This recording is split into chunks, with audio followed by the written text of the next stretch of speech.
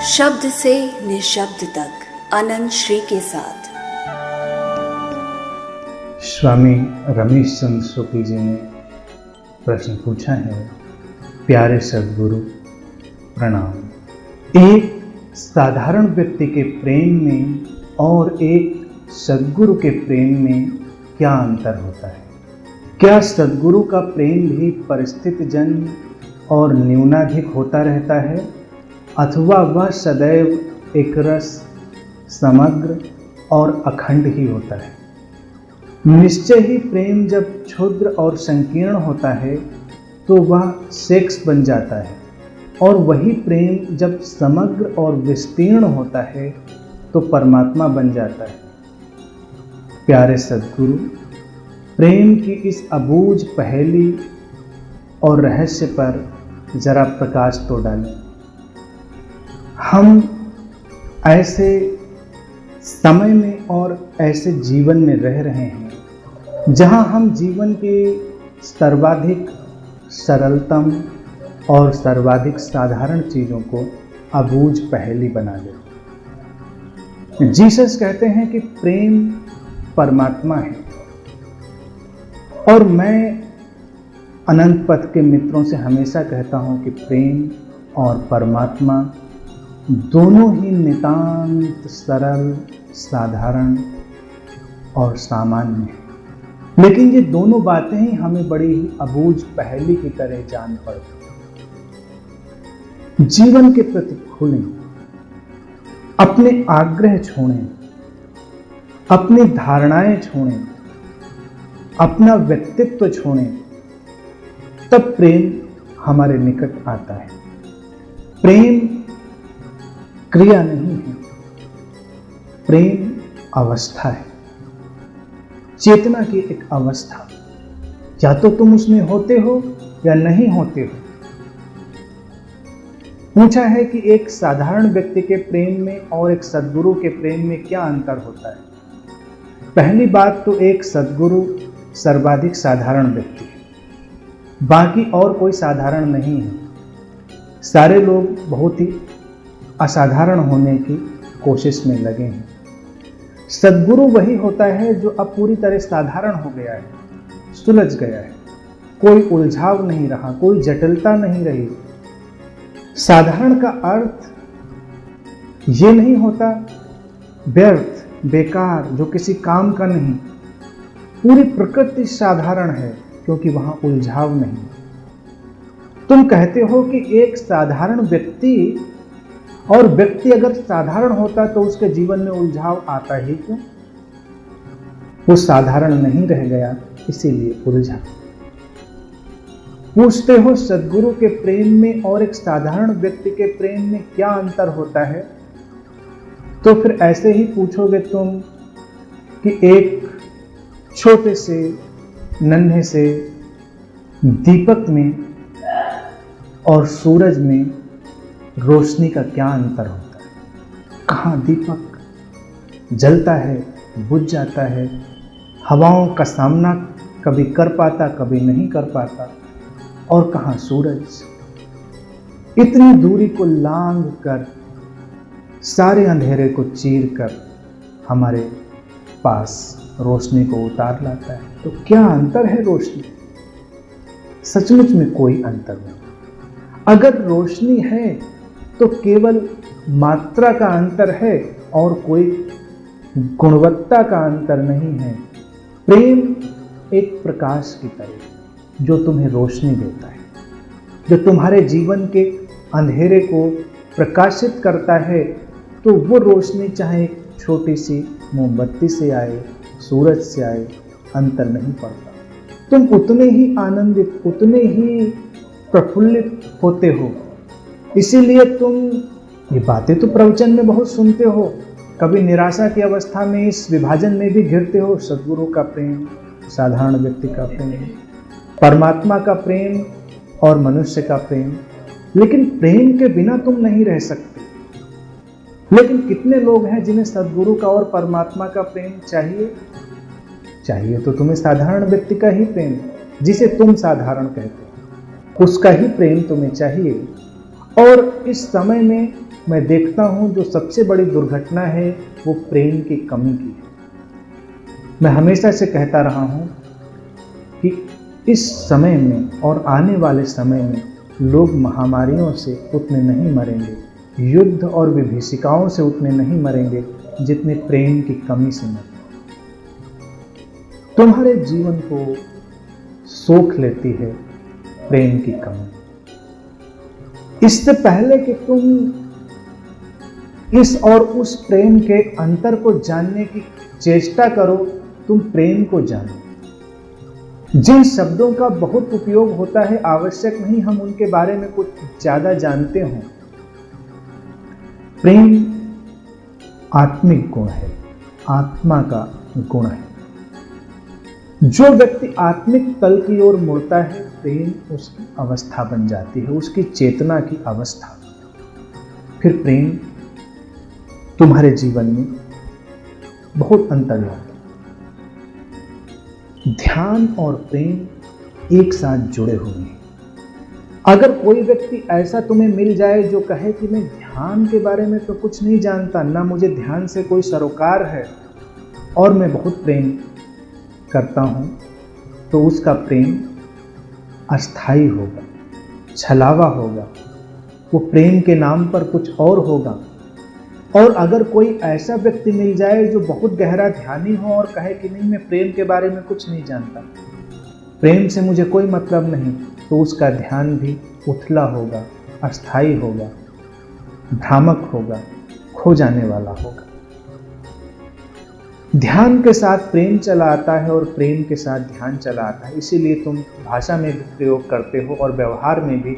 जब तुम किसी के प्रति प्रेम अनुभव करते हो तो तुम कहते हो कि तुम्हारे अंदर से उसका बड़ा ध्यान आता है। तुम उसकी छोटी छोटी बात का ध्यान करते हो, उसको केयर, कंसर्न, कंपैशन किसी भी ढंग से देख सकते हैं। प्रेम आया कि ध्यान तुम्हारे भीतर से फूट पड़ा, और ध्यान तुम्हारे भीतर से घटा कि प्रेम तुम्हारे भीतर से फूट पड़ा। तब प्रेम बनता है संवेदनशीलता की तरह, करुणा की तरह। तुम दूसरे को समझ सकते हो, उसके प्रति संवेदनशील हो सकते हो।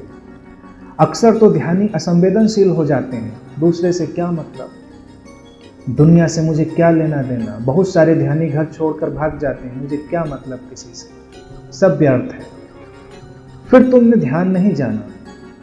ध्यान जब घटता है तो तुम छोटी छोटी बात से प्रभावित होते हो, छोटी छोटी बातें तुम्हारे जीवन में अंतर डालने लगती हैं, तुम प्रेमपूर्ण होने लगते हो। अब प्रश्न की जो उलझन है उसे समझें। पूछते हैं कि क्या सद्गुरु का प्रेम भी परिस्थितिजन्य और न्यूनाधिक होता रहता है, अथवा वह सदैव एकरस, समग्र और अखंड ही होता है? तुम जिस प्रेम को जानते हो परिस्थितिजन्य, कम और ज्यादा भी होता है। व्यक्ति तुम्हारे काम का ज्यादा है तो तुम्हें ज्यादा प्रेम उमड़ता है, वो तुम्हारे काम का कम हो तो कम प्रेम उमड़ता है। तुम जिससे प्रेम कर रहे हो प्रभावशाली भी है, प्रतिभाशाली भी है, तो तुम ज्यादा प्रेम अनुभव करते हो। और बेचारा प्रभावशाली नहीं है, प्रतिभाशाली भी नहीं है, सामान्य है, तो तुम बस सिंपैथेटिक होते हो। ठीक है, आम व्यक्ति का प्रेम परिस्थितियों के अनुसार आता जाता रहता है। ये प्रेम स्वार्थ आधारित है। तुम दूसरे व्यक्ति के माध्यम से अपना सुख तलाश रहे, तुम अपने अधूरेपन को किसी अन्य व्यक्ति के माध्यम से भरना चाह रहे हो, और सारा जगत इसी दौड़ में लगा है, इसीलिए सारी दुर्घटना है। तुम अपने अधूरेपन को किसी दूसरे व्यक्ति से भर नहीं सकते, क्योंकि अधूरापन उसके पास भी है, और दो अधूरेपन मिलकर अधूरापन और बड़ा हो जाता है। इसीलिए पहले तो आकर्षण होता है कि ये व्यक्ति शायद मिल गया है, ये मेरे जीवन के खालीपन को भर देगा, और जब वो नज़दीक आता है तो खालीपन कई गुना बढ़ जाता है। फिर तुम्हें लगता है इस व्यक्ति ने मुझे धोखा दिया, इस व्यक्ति ने शायद मुझे छला। उसने नहीं छला, ये मानवीय प्रक्रिया थी। अधूरेपन कभी परिपूर्णता का एहसास नहीं देते। थोड़ी देर के लिए तुम्हें लगता है, लेकिन फिर तुम उसी सन्नाटे में घिर जाते हो। प्रेम वो घटना है जब तुम अपनी परिपूर्णता को, अपने भराव को बांटते हो। तुम अपनी प्रसन्नता से, शांति से, सौंदर्य से इतने भर गए हो कि तुम्हें लगता है कि अकेले अकेले इसके साथ जीना अब उचित नहीं है, तो कुछ बांटा जाए। जिसे भारतीय दर्शन में कहते हैं सत्य, शिव और सुंदर, ये तीनों एक साथ आते हैं। प्रेम इसमें शामिल नहीं किया है, लेकिन जो सुंदर शामिल किया है वही प्रेम है। प्रेम तुम्हारे जीवन को सुंदर बनाता है। तुम एक व्यक्ति के प्रेम में भी पड़ जाओ, जिसे तुमने साधारण व्यक्ति का प्रेम कहा है, अगर वो साधारण है तो तुम सुंदर हो जाते हो। तुम सुंदर कपड़े पहनना चाहते हो, तुम सुंदर ढंग से रहना चाहते हो, तुम पूरे परिवेश को बदलना चाहते हो। कभी किसी व्यक्ति से तुम्हें अचानक प्रेम की किरण मिल जाए, तो हो सकता है तुमने बहुत दिनों से कुछ अच्छे कपड़े ना पहने हो, अचानक तुम्हें ख्याल आता है। बहुत दिनों से तुम ठीक से तैयार भी ना हुए, उस दिन तुम ठीक से तैयार होते हो, दर्पण के सामने खड़े होकर अपने आप को देखते हो। घर धूल धूसरित है तो साफ हो जाता है, सब कुछ नया नया हो जाता है। पेड़ पौधे पत्ते भी जो तुम्हारे घर में हैं वो भी तुम्हारे इस प्रेम के हिस्सेदार बन जाते हैं, उनको भी पानी मिल जाता है, वो भी नए हो जाते हैं, क्योंकि प्रेम की किरण जागी। अब सुंदर आएगा जीवन में, सुंदर आएगा तो उसके पीछे पीछे शुभ आएगा, उसके पीछे पीछे सत्य आएगा। लेकिन पहली बार में शुभ की यात्रा तक पहुंचते पहुंचते बीच में अचानक कोई कड़ी टूट जाती है। वो इसलिए टूट जाती है क्योंकि तुम बांटने के बजाय लेने की कोशिश करने लगते। जिसे पूछा है अगले अपनी निष्पत्ति में, और उसको निष्पत्ति की तरह ही दे दिया है स्वामी जी कि निश्चय ही प्रेम जब क्षुद्र और संकीर्ण होता है तो वो सेक्स बन जाता है, और वही प्रेम जब समग्र और विस्तीर्ण होता है तो परमात्मा बन जाता है। तो इनके प्रश्न से ऐसा लगता है क्षुद्र और संकीर्ण प्रेम में नहीं पड़े, लेकिन अगर क्षुद्र और संकीर्ण प्रेम में ना पड़े होते तो परिवार में ना होते, इनके बच्चे ना होते, और ये प्रश्न भी ना होता। जिन स्वामी जी के अभी अभी ये शिष्य बने हैं, जिनसे बहुत प्रभावित हुए हैं, उनके जीवन में भी ऐसा ही कुछ आया है, इसीलिए प्रश्न भी मेरे पास आया। अभी टीवी चैनल्स वगैरह पे खूब चल रहा है, मुझे नहीं जानकारी, मैं बहुत दिनों से टीवी नहीं देख रहा हूँ, अभी मित्रों ने बताया कि ऐसा कुछ चल रहा है, तो उसी वजह से ये प्रश्न भी उभरा है। लेकिन किसी भी बात के प्रति पूर्वाग्रह क्यों? तुम शरीर भी हो, मन भी हो और चैतन्य भी। शरीर से दुश्मनी नहीं, मन से भी दुश्मनी नहीं, चैतन्य से भी नहीं।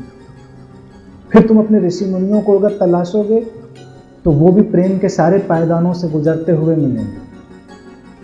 जिसे तुम यौन की तरह से लेते हो उसकी समस्या क्या है? अगर तुम बहुत बुद्धिमान हो तो तुम्हें बस एक एहसास हो सकता है, वो सारा कृत्य तुम्हें बहुत मूर्खतापूर्ण लग सकता है, लेकिन मैं नहीं कह रहा कि तुम ऐसे भाव से उसे देखो, नहीं। हमारे भारतीय दर्शन में उसे भी सत्य, शिव और सुंदर से अनुप्राणित किया गया। वो भी द्वार बन सकता है परमात्मा के लिए, अगर तुम जागरूक हो तो, संवेदनशील हो तो। तंत्र, कई विधियां तुम्हारे काम को, यौन को उसी परमात्मा की ओर पहुंचने के लिए सीढ़ी की तरह से उपयोग करते। कोई निंदा का भाव नहीं। व्यक्ति के भीतर इतनी निंदा क्यों है? क्योंकि वो अपने शरीर से प्रेम नहीं करता, और जब तुम अपने शरीर से प्रेम नहीं करते तब तुम दूसरे के शरीर से भी प्रेम नहीं कर सकते, तब वो शोषण बन जाता है, वो म्यूचुअल एक्सप्लॉयटेशन बन जाता है। फिर तुम दूसरे से सुख लेने के लिए आक्रामक हो जाते। यौन उलझता है इसी बिंदु पर आकर, जब संवेदनशीलता घट गई है और प्रेम के नाम पर तुमने सुख की तलाश प्रारंभ की है और तुम्हें लगता है कि दूसरा व्यक्ति तुम्हें सुख दे सकता है। फिर तुम कदम कदम पर एक कुंठा से भरते जाते हो क्योंकि तुम्हें लगता है दूसरा सुख नहीं दे रहा। फिर झगड़े शुरू हो जाते हैं कि दूसरा जैसे तुम्हारे साथ कोई छलावा कर रहा है, और फिर इसी प्रक्रिया में पॉलीगैमी आती है। पॉलीगैमी इसलिए आती है क्योंकि लगता है इस व्यक्ति ने सुख नहीं दिया तो शायद ये सुख दे देगा, इसने नहीं दिया तो शायद ये सुख दे देगा, और फिर अंतहीन वो चलता चला जाता है। लेकिन अपने गहरे तल पर जो जानता है कि कोई दूसरा तुम्हें सुख नहीं दे सकता, यौन तुम्हारे जीवन का एक हिस्सा है, लेकिन जब तुम बहुत संवेदनशील होकर देखते हो तो उस बिंदु पर कई धागे बहुत दूर तक तुम्हारे जीवन को बुनते हैं। योग में भी तुम अपने बेसिक सेंटर पर जब मूलाधार पर आते हो तो वहाँ से तुम इस यौन की ऊर्जा का ही उपयोग करके आगे बढ़ते हो। तो उसे इनकार करके अगर तुम आगे जाओगे तो हो सकता है विकसित ही ना हो। तो बहुत सारे लोग जो उस ऊर्जा से दूर हो जाते हैं वो मंदबुद्धि रह जाते हैं। लेकिन वो केवल एक ऐसी प्रक्रिया नहीं है जिससे तुम परिचित हो।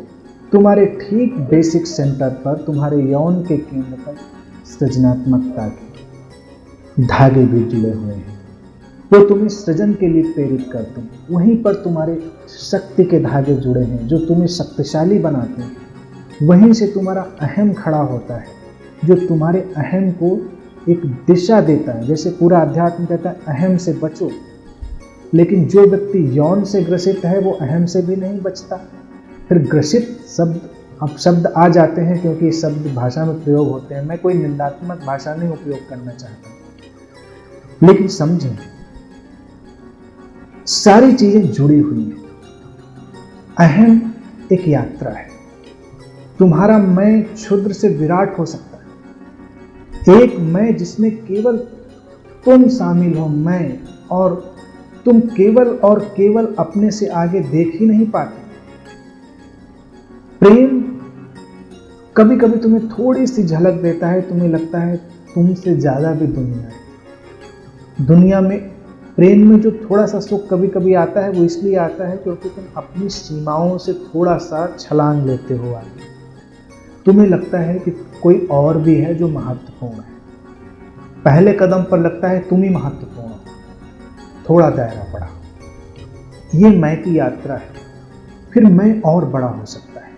फिर तुम देख सकते हो कि मैं है, मैं ही है, लेकिन वो और बड़ा होता जा रहा है।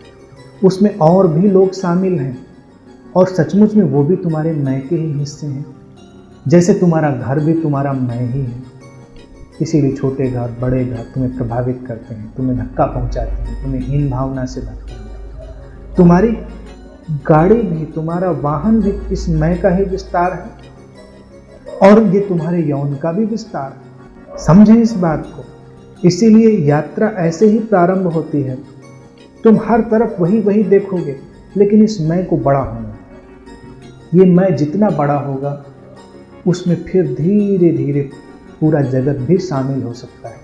और तब जब तुम कहते हो मैं, और वो मैं बड़ा शक्तिशाली होता है और वो ऑल इंक्लूसिव, सबको सम्मिलित करने वाला मैं बन जाता है। यौन की भी यही प्रक्रिया है।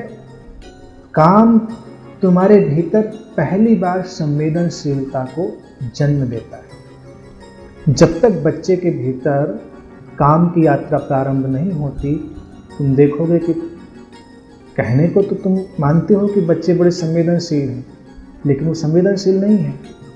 वो केवल अपने सर्वाइवल पर है।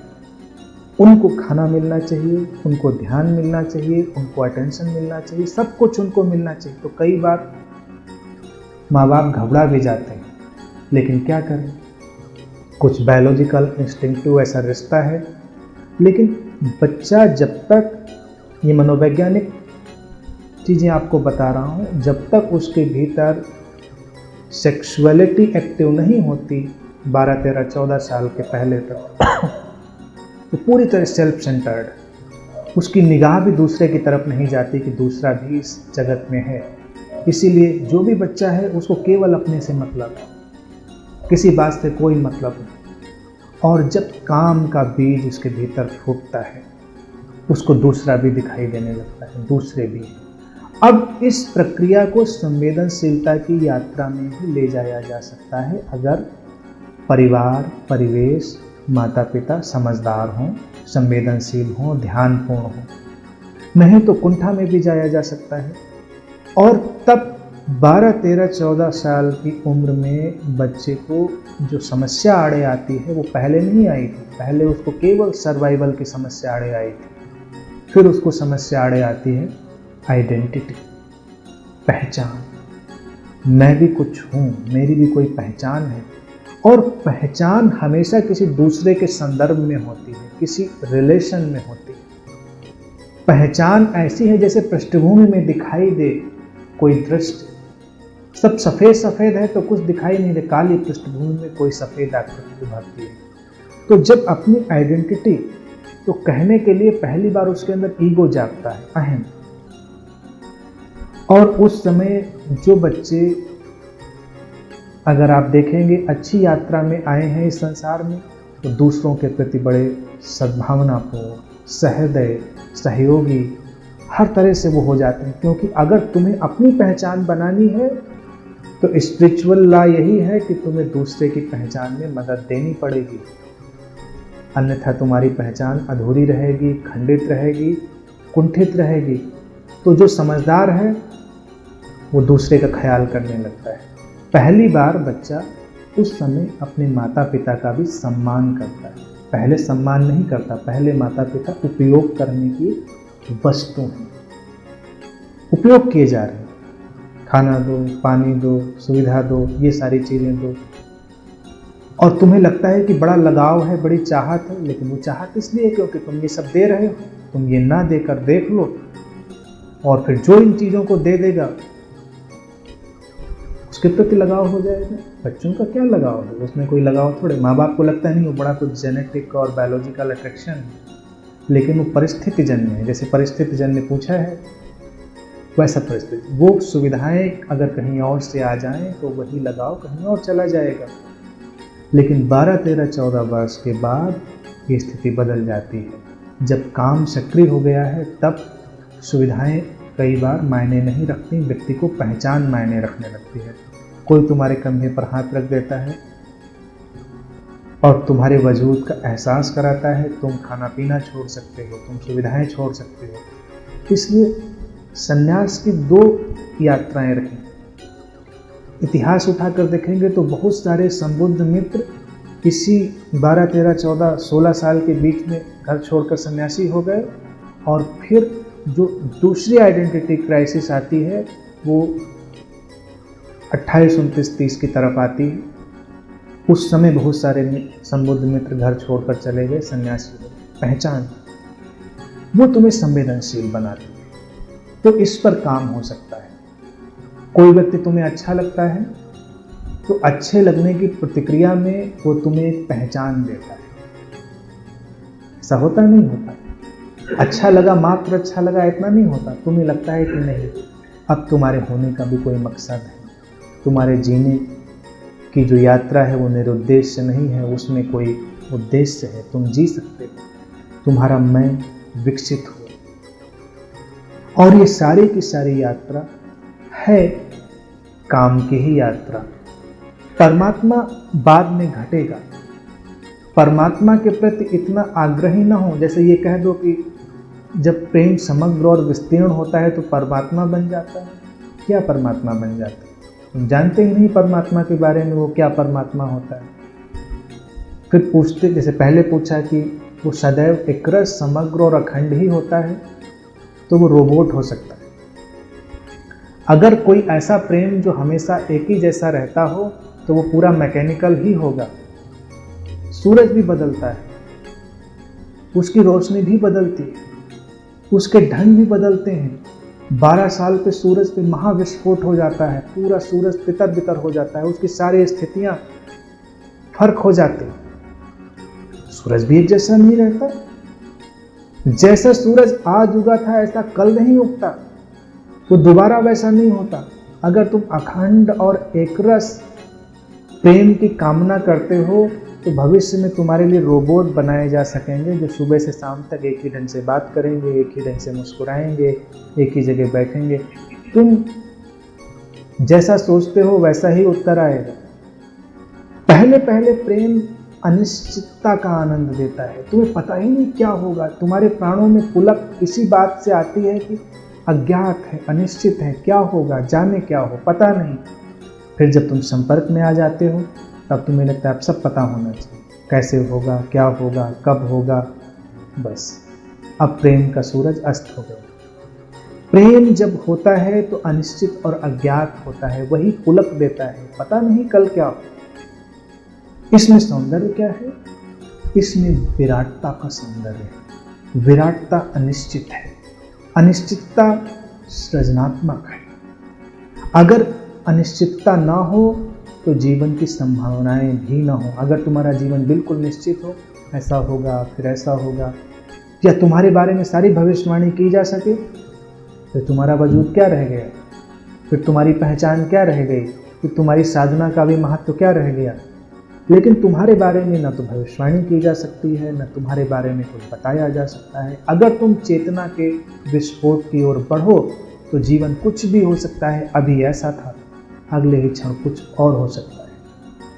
प्रेम अनिश्चय और अज्ञात की ओर बढ़े हुए कदम, उसमें कुछ भी निश्चित नहीं। यौन निश्चितता और ज्ञात पर पकड़ है। जो यौन पर अटक जाता है वो प्रेम से वंचित हो जाता है, इसलिए क्योंकि वो सब कुछ निश्चित और ज्ञात बना लेना चाहता है। इसीलिए जब तुम विवाह में जाते हो तो सब कुछ निश्चित बना लेना चाहते हो। विवाह भी सुंदर हो सकता है, परमात्मा की ओर यात्रा हो सकती है, अगर तुम उसमें दूसरे की पहचान को अनिश्चित और अज्ञात जगत में विकसित होने की स्वतंत्रता महसूस कर सको। कोई व्यक्ति तुम्हारे ही जैसा हो ऐसा आवश्यक नहीं। पहले पहले जब तुम्हें प्रेम जागता है तो वो व्यक्ति तुम्हारे जैसा नहीं होता, वो अपने जैसा होता है जिसके प्रति तुम्हें प्रेम आया होता है। और जब प्रेम आ गया होता है तब तुम उसे अपने जैसा बनाना चाहते हो। जो जैसा है उसको वैसा स्वीकार करें, अखंड और एकरस की कामना ना करें। जब ये कामना अपने अंदर से जाने देंगे तो रस के नए नए स्रोत खुलेंगे, रस के नए नए द्वार खुलेंगे। ऐसे रस जिनको तुमने जाना भी ना होगा वो जीवन में प्रवेश कर जाएंगे। ऐसे ऐसे सौंदर्य जीवन में आएंगे जिनके बारे में तुमने जाना भी ना होगा। और इन दो चीजों से कभी ना घबराएं जो एक साथ जुड़ी हैं, यौन और अहम, सेक्स और ईगो, वो एक ही साथ है। अहंकार आता है लेकिन अहंकार तुम्हें खड़े होने की ताकत भी देता है। अगर कोई व्यक्ति प्रारंभिक कदम पर ही अहंकार को छोड़ दे तो वो कभी खड़ा भी। तुम्हारी साधना की यात्रा ही अहंकार की यात्रा है। एक अहंकारी व्यक्ति ही साधक होता है। जानना है मुझे खोजना है क्या है सत्य। ये अहंकार ही है जो खोजने के लिए तत्पर हो गया। फिर वही अहंकार अहम शून्य बन जाता है। तो अगर कोयले को इतना इग्नोर करेंगे तो हीरा भी तो चला जाएगा हाथ से। वही कोयला विशेष परिस्थितियों में हीरा बन जाता है। आध्यात्मिक साधकों की सबसे बड़ी समस्या यही है कि वो पहले कदम पर ही अंतिम साधने की कोशिश करते हैं और खड्ड में गिर जाते हैं। यौन भी इतना ही बताता है कि संवेदनशील बनो, और अधिक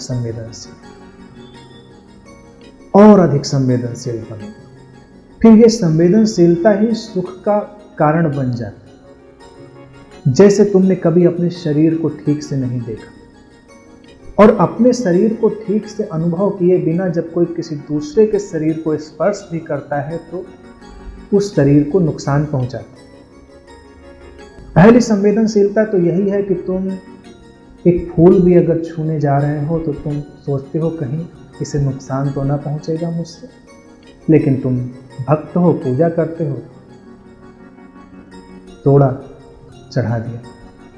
तुम प्रेमी हो, दूसरे को गले से लगाओगे ही लगाओगे, तुम्हें पता भी नहीं कि दूसरा इस समय इस भावदशा में है भी या नहीं कि तुम उसके गले लग सको। तुम आक्रामक हो जाते हो। इसीलिए प्रेमी एक दूसरे से बचने के उपाय ढूंढते हैं। घर में 2-4 घंटे इधर उधर गायब हो जाते हैं, थोड़ी देर बच जाए। सब प्रेमियों का यही अनुभव है कि वो थोड़ी देर इधर उधर जरूर गायब होते हैं, कम से कम थोड़ा सा सांस ले सके, आक्रामक ना हो। जब आक्रामक नहीं होंगे तब तुम्हें दिखाई देगा कि कब क्या हो सकता है, कब तुम किसी के साथ बात कर सकते हो, कब किसी के साथ चुप हो सकते हो, कब किसी के पास हो सकते हो।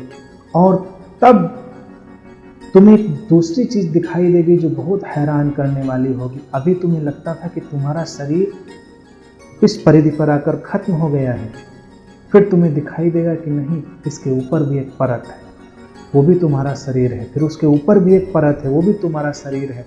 और तब उस संवेदनशीलता से अगर तुम कहीं से गुजर भी जाते हो तो तुम्हारी उस परिधि के संपर्क में आने वाला व्यक्ति भी तरंगित हो जाता है, आनंदित हो जाता है, और उसे यौन के सुख से भी कई गुना सुख उपलब्ध हो जाता है। तब तुम्हें उसकी आवश्यकता नहीं रहती। तुम्हारी ऊर्जा इतनी प्रभावशाली हो जाती है कि ऊर्जा का संपर्क ही तुम्हें आनंदातिरेक से भर देता है। यौन में भी ऊर्जा का ही आनंद है, प्रक्रिया का नहीं।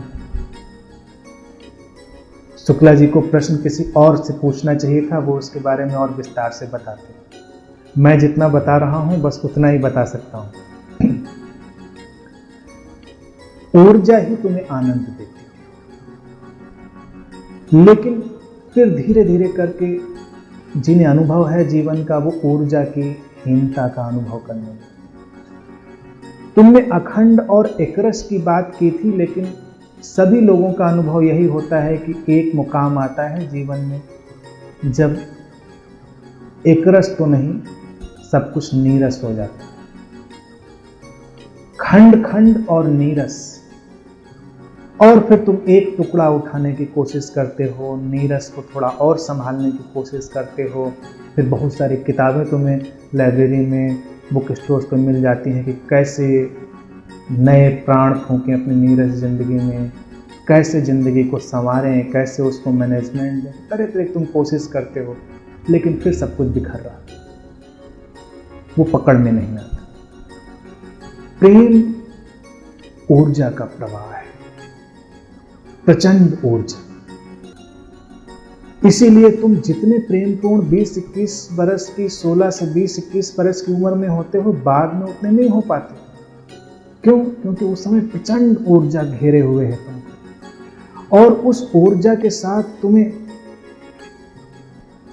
एहसास होता है एक अभूतपूर्व सक्रियता का, जो तुम्हें ऐसे अनुभव में नहीं आती। लेकिन उम्र का तकाजा ये केवल बायोलॉजिकल है। फिर जब तुम ध्यान से जुड़ते हो तब इस ऊर्जा को अपने अंदर से कभी भी खींच कर बाहर ला सकते हो। तो ऊर्जावान बने। ऊर्जावान बनने का मतलब अधिक शक्तिशाली होना नहीं है, अधिक संवेदनशील होना है। और फिर जीवन से सारा निंदा भाव, सारा अपराध बोध गिराए। क्षुद्र और विराट, इनके विभाजन को बहुत अधिक ना करें। बेसिकली कोई विभाजन ना करें।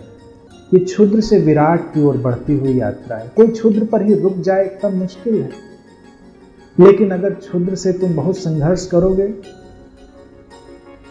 तो विराट कभी ना बनोगे। बुद्ध को जो आत्म साक्षात्कार हुआ वो यही हुआ। उन्होंने पुरानी परंपरा की साधनाएं सीखी, शरीर से पार जाने की, शरीर के प्रति विरोध की, और इतने जीर्ण शीर्ण जर्जर हो गए कि पतली सी एक नदी पार करते थे और गिर गए। उनको एहसास हुआ कि जिस शरीर से मैं ये छोटी सी धारा नहीं पार कर सकता, उससे उस परम सत्ता को कैसे उपलब्ध होऊंगा।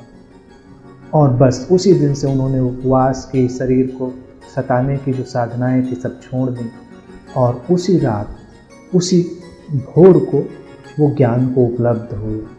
और तब जो प्रक्रिया है वही सभी के बुद्धत्व की है, वो अपने शरीर के प्रति जागे कि इस शरीर के माध्यम से ही वो चैतन्य प्रकट होता है। इसके प्रति विरोध कैसे? संवेदनशीलता चाहिए, जागरूकता चाहिए। और फिर सुबह सुबह जब उनकी आंख खुली, उन्होंने अपने आप को देखा और पीपल के एक पत्ते पर सूरज की किरण गिरती थी, उसे देखा और उन्हें दिखाई दिया कि सब कुछ एक दूसरे में गुथा हुआ है। वो सोचते थे कि मैं यही शरीर हूँ, वही बाधा बना हुआ था, और जिस दिन उन्होंने वो भाव हटाया, उन्हें दिखाई दिया कि पूरा जगत ही उनका शरीर है। लेकिन ये भाव आया तब जब शरीर के प्रति आत्यंतिक संवेदनशीलता आ गई, और तब उन्हें दिखा कि पूरा जगत अंतर संबंधित है, इंटरकनेक्टेड है। सब हो रहा है, सब एक प्रवाह में चला जा रहा है, और बस बुद्धत्व का आलोक उतर आया। फिर घटना तुम जानते हो कि वो लड़की खीर लेकर आती है, उन्हें खिलाती है। उससे पहले शायद कोई कुछ खिलाने आया होता तो उन्होंने बड़े तिरस्कार से देखा होता, और उस दिन वो बहुत प्रेम से वो खीर खाते हैं। उस लड़की को एहसास होता है कि शायद उसने किसी परमात्मा के दर्शन, संवेदनशीलता की यात्रा। तो बस उलझे नहीं, केवल संवेदनशील बने, अहंकारी बने तो अच्छे अहंकारी बने, कि दूसरे के अहंकार का भी ख्याल रखें। अभी का हाल ये है कि हम अपने अहंकार का तो ख्याल रखते हैं, फिर मुझे लगता है कि मेरे अहंकार के अलावा दूसरों के अहंकारों को भी जगह चाहिए। सब बड़े हो रहे हैं। जैसे तुम एक कार लेकर सड़क पर निकलते हो, तो अगर तुम सोचो कि तुम ही चलाओगे तो तुम भी नहीं चला पाओगे और कोई दूसरा भी नहीं चला पाएगा, सब वहीं टकरा कर खत्म हो जाएंगे। तो ऐसे ही जीवन की यात्रा है। सब सड़क पर एक ट्रैफिक की तरह से गुजर रहे हैं। ट्रैफिक में ना कुछ गलत है ना सही है। बीच में जो साइकिल वाला भी चलाता है वो भी गलत नहीं है, तुम भी गलत नहीं हो। बस थोड़े सामंजस्य से, थोड़ी संवेदनशीलता से चलें। तुम बचना चाह रहे हो, दूसरा भी बचना चाह रहा है। तुम प्रसन्न होना चाह रहे हो, दूसरा भी प्रसन्न होना चाह रहा है। यही प्रेम है। प्रेम में तुम अपनी प्रसन्नता तो खोजते ही खोजते हो, और दूसरे की प्रसन्नता का भी ख्याल करते हो। अगर तुम अपने काम में भी इस भावना को जोड़ सको तो वो तुरंत प्रेम बन जाता है और तुम्हें ट्रांसेंडेंस स्टेट ऑफ कॉन्शियसनेस में ले जाता है। कहीं न क्षुद्र है न विराट है, सब एक दूसरे से जुड़ा है। विभाजित करने का चित्त ही हमें परेशान करता है। तुम अविभाजित बनो और क्षुद्र से भी प्रेम करो, विराट से भी प्रेम करो। केवल विराट से ही प्रेम करके जीवन नहीं चलेगा तो क्षुद्र का क्या होगा? चारों तरफ तो क्षुद्र ही क्षुद्र दिखाई देगा। तुम परमात्मा से तो प्रेम करोगे और मनुष्य से भी प्रेम करो। अपने आसपास के परिवेश, और प्रारंभ करो अपने आप से। अब अपने आप से प्रेम करने का तात्पर्य बस इतना ही है, संवेदनशील बनो। ये शरीर है, अगर तुम्हारे पास है तो इसका कोई उद्देश्य होगा, इसका कोई अर्थ होगा, इसका कोई अभिप्राय होगा। तो इस शरीर का ख्याल करो। ऐसा कुछ भी न करो जो इस शरीर को नष्ट करने वाला बने, ना भौतिक तल पर, ना वैचारिक तल पर, ना भावनात्मक तल पर। जब यहाँ से निकलना तो इस प्रश्न का बस इतना ही उत्तर होगा जो मैं समझता हूँ प्रायोगिक है। ऐसे चलना जैसे तुम कोई ऐसी चीज़ लेकर चल रहे हो जो बड़ी कीमती है, जिसे तुम्हें संभाल कर रखना है, जिसको तुम्हें किसी प्रयोजन से दिया गया होगा। अपने शरीर के साथ बहुत ही प्रीतिपूर्वक। फिर तुम देखोगे कि अचानक कुछ बदल रहा है। अचानक तुम्हारे अंदर से वैचारिक, भावनात्मक और आत्मिक तल के कई प्रवाह जुड़ते चले जा रहे हैं, लेकिन पहला कदम अब ऊपर जाना है उस सीढ़ी पर, पहला कदम तो पहली सीढ़ी पर रखोगे ना। भारत आज तक आध्यात्मिक नहीं हो पाया इसलिए क्योंकि पहली सीढ़ी पर कदम कोई रखना नहीं चाहता, सब ऊपरी सीढ़ी पर कदम रख देना चाहते हैं, और बीच में इतनी खाई है कि उसको पार ही नहीं कर पाता कोई। पूरी संवेदनशीलता से चलें। ये शरीर हमने नहीं बनाया, कि बनाया हमने नहीं बनाया, तो अस्तित्व ने इसे बनाकर प्रकट किया है। एक बहुत ही रहस्यमय प्रक्रिया जिसके बारे में वैज्ञानिक भी कुछ नहीं जानते। वो इतना तो बता सकते हैं कि शरीर इन कोशिकाओं के मिलने से बनता है, लेकिन वो क्यों बनता है, क्या जरूरत है, अब विज्ञान नहीं जानता। शरीर का बनना एक चेतना की यात्रा है, तो उस शरीर के प्रति जागे, संवेदनशील हो, तब जीवन में न कुछ पवित्र रह जाएगा न कुछ अपवित्र रह जाएगा, और फिर तुम एक अंतः प्रज्ञा से भर जाओगे। अभी तुम मूढ़ता से भरे हुए, इसीलिए अभी किसी महंत का वक्तव्य में पेपर में पढ़ रहा था, हिंदू संस्थाओं के या जो भी होते हैं इनके ऑर्गेनाइजेशन, उनके कोई मुखिया थे, तो उन्होंने कहा कि आजकल बाबाओं और स्वामियों का जो हाल दिख रहा है, तो उनके पास महिलाओं को जाते हुए सतर्क रहना चाहिए और अपने गार्जियन की अनुमति लेकर जाना चाहिए और चौकन्ना रहना चाहिए। तुम चौकन्ने रहकर जाओगे तो क्या खाक जा रहे हो, जाओ ही ना। पहली बात तो तुम एक सदगुरु के पास गए, फिर चौकन्ने बैठे हुए, तुम लगातार, अब वो पानी लेने भी उठेगा, तुम अपने पर्स से वो मिर्ची वाला स्प्रे निकालने की तैयारी कर रहे हो कि अगर ये मेरे पास आया तो आंखों में मिर्ची वाला स्प्रे मार दूंगी, तो तुम जाओ ही नहीं वहां पर। और तुम इतने मूड कैसे बन गए कि तुम्हें कोई भी तरंगों का, वाइब्रेशंस का एहसास नहीं होता। इसलिए नहीं होता क्योंकि तुमने यौन के, सेक्स के बेसिक सिस्टम पर कभी काम नहीं किया। सेक्स शब्द आए तो बस तुम्हें 2-4 बातें समझ में आती। पहला काम शरीर, ये शरीर ही यौन जनित है, वो उन्हीं कोशिकाओं से बनकर निकला है, इसीलिए वो पूरा का पूरा शरीर ही काम का यंत्र है। तो अपने पैर से लेकर सिर तक संवेदनशील बन जाए और उसे कीमती उपहार की तरह देखें।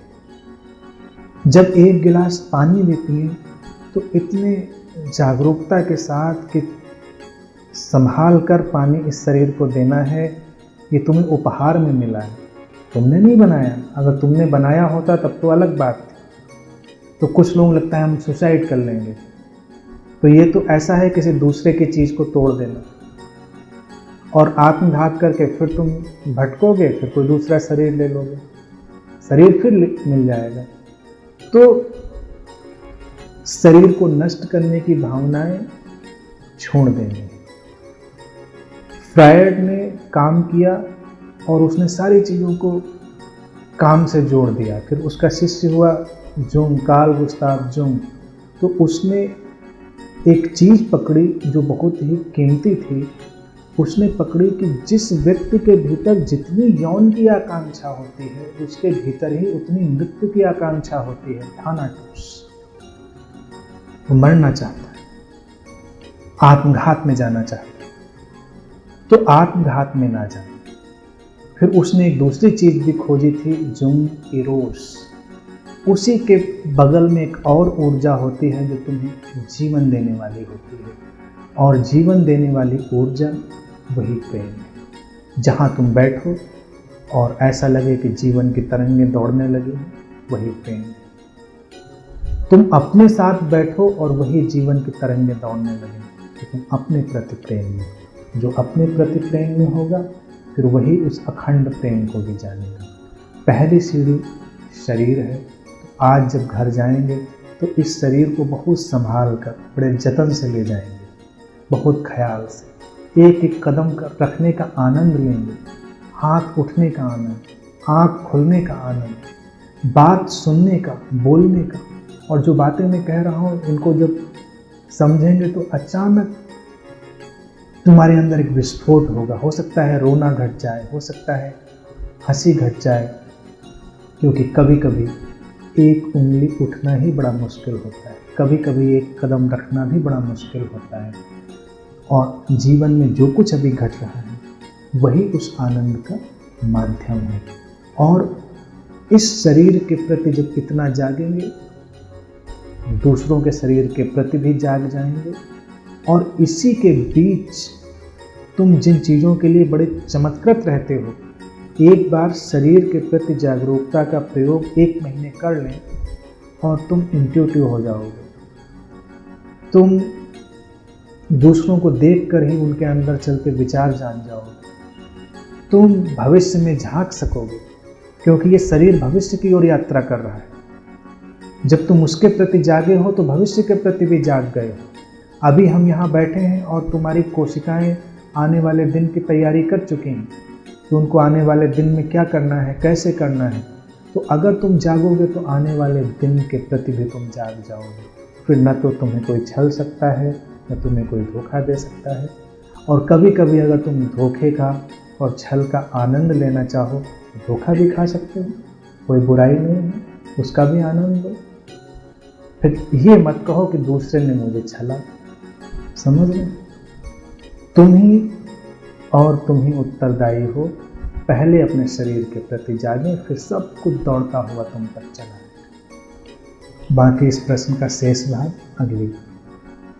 आज के लिए इतनी ही बात।